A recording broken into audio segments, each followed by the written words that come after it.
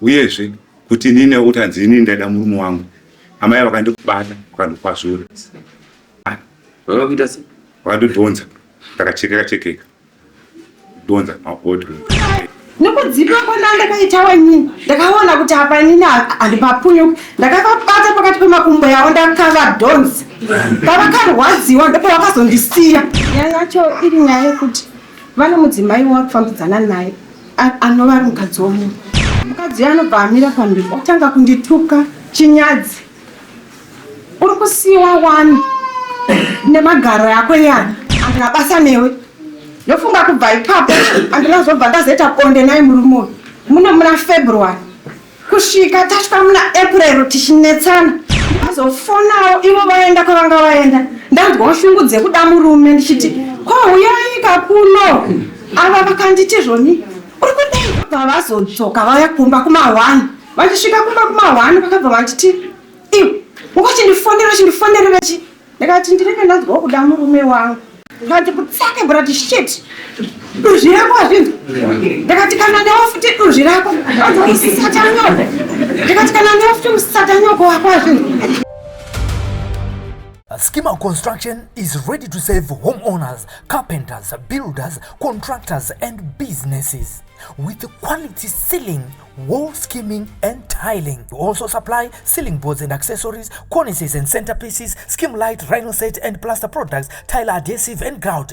We also provide professional ceiling design and construction services for residential and commercial properties, from stylish modern ceiling concept to expert installation and finishing. Whether you are building from scratch, renovating or upgrading your ceiling, Schema Construction is your trusted partner for quality materials, reliable workmanship and impressive results. Contact us for quotations, prices and bookings on the numbers on your screen, or visit us along Gweru Road opposite Metro Pitch behind Housestead Brothers in Gweru.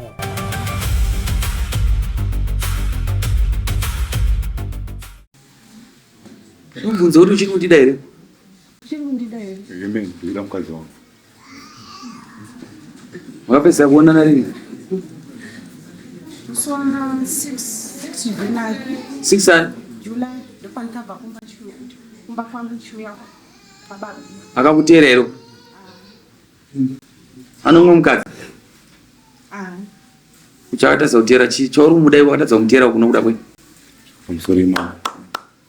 Kuti mamboshwa ndi makore zviteera madzimai angu tambopopedzana chete so pane patiza. Pakatiza ini ndandi kuchazvidhini. Atakana kutambonetsana. Ndakaona madzimai vatora hembe dzese. Kusaya kuhembe chimanini. Kushumanidza sara kumba. Pandafona baba vangu anachitevha rangu. Baba vangu asvika here. Asati asvika asati kutaona. Soko manganetsana tanzi onetsana nemadzimai. Vaona vari kuita zvinhu vatiza pamba. Nana wanga 5. Saka vana rubiki wananisa? Kuboko kwa ndakasiwa 3. Wabika ndi. Anzi tidzokere kumba? Pamusoro changa.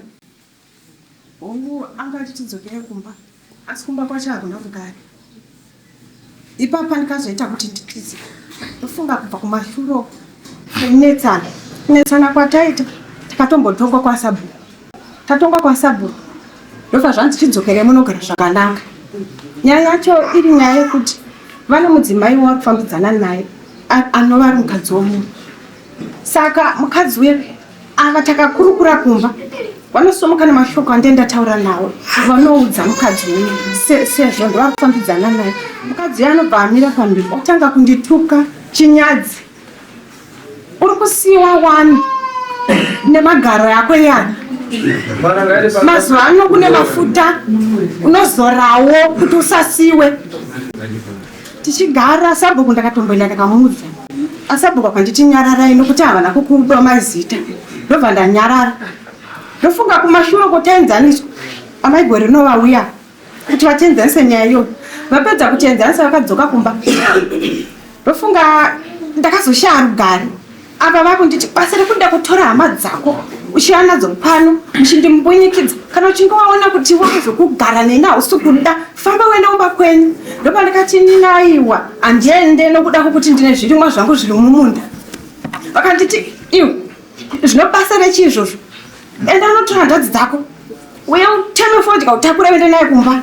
Ndofunga mashoko aya akandirwadza ndikasumuka futi pamba ndobva ndangoenda ndikaenda kubhindura kuna handadzi yangu.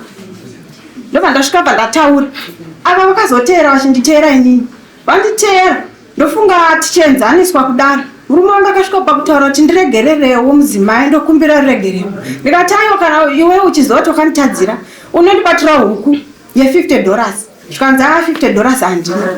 Ndakati kana muchizoiwana nekufamba kwenguva inenge ya$100 zvikanzi aiwa ndokubatira tsano ndokumbira ruregerero ndiende nemadzimai angu kumba. Tikabva tasvika kumba. Musi wandikasvika kumba wacho kasvika kumba kwiye vakatanga kuti iwewe kundigara dare nehandadzi yako muchindimbonyikidza kuti nini ndikubatire huku inyaya yechiya ndanda kutadzira iwewe. Ndakarwadziwa ndakanyarara zvakanzi uchazviona kana ndakukuriratidza kuti iwewe handina basa newe. Ndofunga kubva ipapo handinazobva ndazoita bonde naye murume muna February kusvika tasvika muna April tichinetsana. Muna April ndikazofonawo ivo vaenda kwavanga vaenda ndanzwa shungu dzekuda murume ndichiti ko uyaika kuno ava vakanditi zvoni uri kudei. Foni yakabva yadairwa nomumwe munhu zvikanzi gogo ndinawe ndine tikunwa hwahwa. Ndobva vazodzoka vaya kumba kuma1 vachisvika kumba kuma1 vakabva vanditi iwe ungochindifonerera chi. Ndikati ndinenge ndanzwawo kuda murume wangu kuti uye padhuze neni. Ndikati kutsake brati shit duzvi rako hazvinzi. Ndikati kana ndewafuti duzvi rako isatanyoko. Ndikati kana ndewafuti musatanyoko wako hazvinzi. Ava vakabva vasumuka vatenga kundirova apo ndandakarara vandirova kudaro vakabva vandidzipa pauro. Ndakuuraya nhasi ndakuuraya nekudzipa kwandandakaitawa nyini. Ndakaona kuti apa nini handipapunyuki. Ndakavabata pakati pemakumbo yavo ndakava dhonzi pavakarwadziwa ndipo vakazondisiya. Kundisiya kwavakaita vakabuda panze vachimhanya ndichisvikawo panze ndikaona vakabata mutepi vakandimisira mutepi ndakuuraya kuzvinzi ndokupunza. Ndikati nini punza.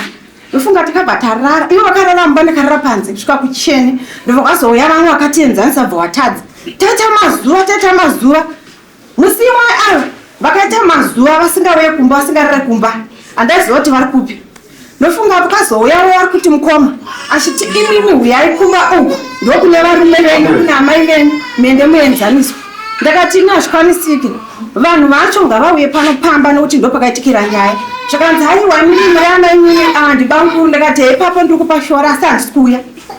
Ndofunga ndakarega kuenda masikati vakatuma kuti muzukuru yakauya ndakamurambira. Ndofunga vakazoya zvekuma33 ndobva tanzwaniswa nyaya iye muzukuru yaripo nabanguru ivavo nyaya yakavakona ava nemhaka yekuti vakavhunzwa mvunzo kuti iwewe unozosimudza ruoko shuro wamukadzi akufonera kuti ari kukuda ndaa yei. Vakatadza kuupindura vakadzi we ndoone mhosva. Ndofunga kubva ipapo vanhu vatenzaisa handisara zvakanaka takasara pamba takagara. Vanhu vabuda ava ndopo vakatanga kutemera masanctions. Zvakanzi kubva nhasi handina chacharonga newe panopamba uri kuzvinzwa here ende foni yangu handichada kuti undifonere kana inini handimbokufonera uri kuzvinzwa. Ndikati aiwa hapana chakaita. Ndofunga takagara ndichingotedzera izvozvo handina chandagara pasi ndichironga nemurume wangu aitambira kurefu kuti nditambirawo pedyo naye zvasingakwanisiki. Takaketa fodya takapedza takatengesa vachiuya nemari vakandiudza kuti mari vhosha iyi ndichiweka mari mazigi nemaUS zvakandirambira mari yanga iri pamavhocha ndobva ndasiya zvakadaro handirambotauri. Ndofunga tazoti garei mangwana acho ndipo vakazondiburisira mari ndakaitambira ndobva taronga urongwa hwedu hwekuti zvikwereto zvatantinazvo zvimbadzo zvese zvatantinazvo ndobva tabhadhara. Ndofunga mumba makazara mari neta $500 pasara mari neta $500 ava baba ava vakanditi ngatitenge chibagi bvatavisa $200 vatatenga chibagi pakasara mari neta $300 pakati pache ipapa vakabva nditi toda kuchaya zvidhina. Ndikati aiwa hazvina kuipa ngatichayese mhuri. Vakanditi handisi kuda kukuona kana pazvidhina zvangu kana pabasa pangu uri kuzvinzwa. Ndikati muchada kubikirwa munoita sei. Vakanditi ndinoita plani zvokudya kwangu sadza unenako. Ndikati bo hapana chikamboipa. Ndofunga ndobva vanditi iwe ndiri kuda $50 ndinotenga foni yangu. Ndikati hapana chakaipa Imimi makatora $50 efoni, ini ndichatora yangu $50 ndatenga foni. Tikanzi ndapasa nazvo. Mubaba masara mari neta $200 US. Pa $200 US yeye. Musi wandikazosumuka ndakasumuka uri musi wechitatu. Musi wechipiri wacho achimbira vakauya vakanditi amaichimbira. Ndachinja mombe. Ndatopewa mari neta $100. Ndikati kwa madiko kundishedzawo kwa mamchita madhiriwa. Zvikanzi iwe ndakapudza kare kuti handisisina basa nokuronga newe. Panopamba wakangofanana nemwana anenge ari pamba. Ndikati zvakanaka. Musi wechitatu vakazouya vachibva kuzvidhina kwavo. Vakasvika vakanditi ndaitaira vakanditi amaichimbira ndipe mari yaunayo ifodya $200 US. Ndikatora mari ye200 ndibva ndavapa. Ndobva vabuda ndobva vaenda. Ndofunga apa ndakasara ndakatombochema ndega ndikati wakomana ndozvinoita musha wacho here. Ndozvaunoita. Ndofunga ndakazongozvifunga zuva rodoka kumanheru ndakangorongedza bhegi rangu. Ndobva ndauya kwana sekuru noti kwangu kwadoka. Ndandikawana motobhegi dandikasvika. Ndofunga china ndakabva ndapinda murodhi kuya. Ndasvika pamadziva ndakafonera nahanzvadzi yangu ari kubhindura. Akanditi iwe murume akandifonera achiti wako kumba watakura mari nemwana. Mari yachona kunzi wakatakura $400 US. Ndikati hanzvadzi zvoda kutotaura takagara pasi. Ndikaenda ndasvika kumba. Ndizosvika kumba futi hanzvadzi ari kumba uya akanditi iwe uri kunzi wakatakura $400 US. Ndikati kwani ndogotakura $400 US. Dai mari yese yanga iripo vaipinda here mugomba kunochazvidhina. Inini handiti mazviona kuti ndomitiro anoita vanenge vachingonditi zvakati vachindinungira. Ko ndobva tagara. Musi wechishanu hanzvadzi yangu akabva akanditi sisi tsano ndavafonera ndavadzosera mhinduro. Nokuti vakandibvunza kuti mudzimai yangu asvika here. Saka ndavadzosera mhinduro yekuti masvika. Ndikati ho saka isusu takumira takadaro nehanzvadzi yangu bva tangomira. Ndofunga musi wechitatu achimbira vakafona vakanditi mwana wangu ari sei. Ndikati right. Ndobva vandifonera vachitaura zvavaitaura. Muna zvavaitaura zvachinoizvo ndakazvirekodha zviri mufoni.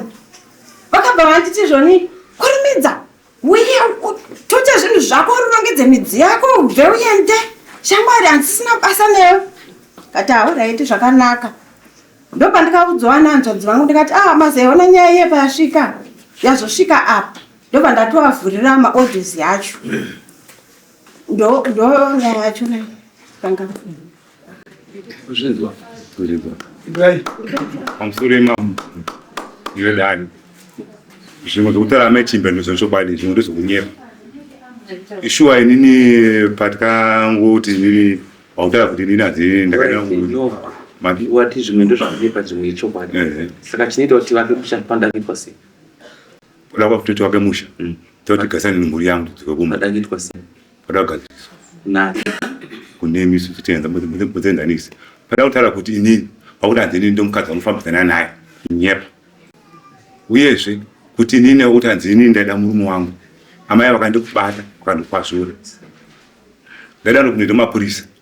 Vakati anko pasina mapurisa tanetsana. Vakakuita sei. Vakandidhonza ndakachekeka. Donza mapoto. Ndakachekeka. Ndapata papamba. Pandagara kumba kwamukoma. Mukoma achitenga mapirisi. Ndikase ndirapiwa. Saka nzi kona ibamini inyaya ipi kuyamwamba ndingonesa ndati inawo yeiye yakaenda kufa kuti kwasapo. Kuti nini handiti kudana mukadzi womunhu. Ko pakabata foni yangu kutoona kuti nini ndio message here ndodana nomukadzi womunhu kana kuti iko zvayo. Kumweni madzimai anga pakataka foni yangu pakuseni kusvika manheru. Ndova vakasora vainayo. Aina mukadzi womunhu. Zvokutaura kuti shuwa izvo kunzi nini ndakatora mari. Madzimai panabva kuHarare kufloor. Vakatenga fertilizer yangu nemaziki. Ndandikubvunza. Kwewe murume wako uri kumuda.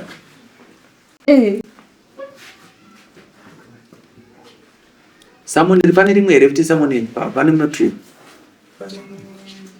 Epfuma.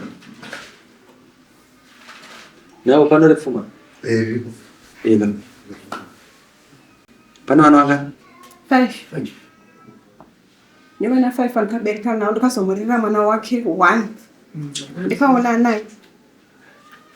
Right, mombe 5. Sedanga 5. Umasungiro neumai 7. Rusambo 2,500.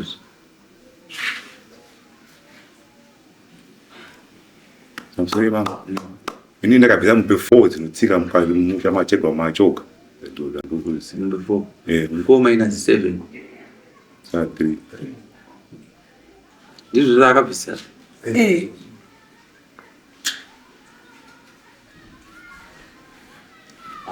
Saka zvikuzvinzwa.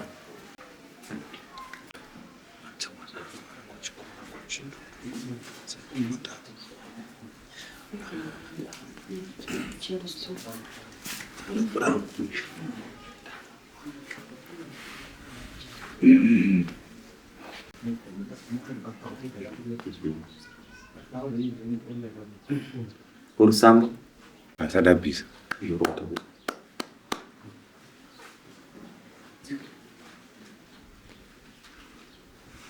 Bisa kamari mpungana nati zvakabadari $10. Kana mari baba. Ngoba ngilochaji kuti ndo. Wayana nama yako kuwakazi. Nana achicha maigore riri.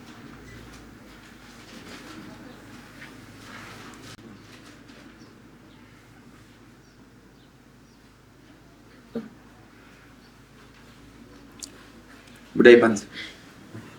Budai panzi nati. Schema Construction is ready to serve homeowners, carpenters, builders, contractors, and businesses with quality ceiling, wall skimming, and tiling. We also supply ceiling boards and accessories, cornices and centerpieces, skim light, rhino set, and plaster products, tile adhesive, and grout. We also provide professional ceiling design and construction services for residential and commercial properties, from stylish modern ceiling concept to expert installation and finishing. Whether you are building from scratch, renovating, or upgrading your ceiling, Schema Construction is your trusted partner for quality materials, reliable workmanship, and impressive results. Contact us for quotations, prices, and bookings on the numbers on your screen, or visit us along Gweru Road, opposite Metro Pitch, behind Housestead Brothers in Gweru.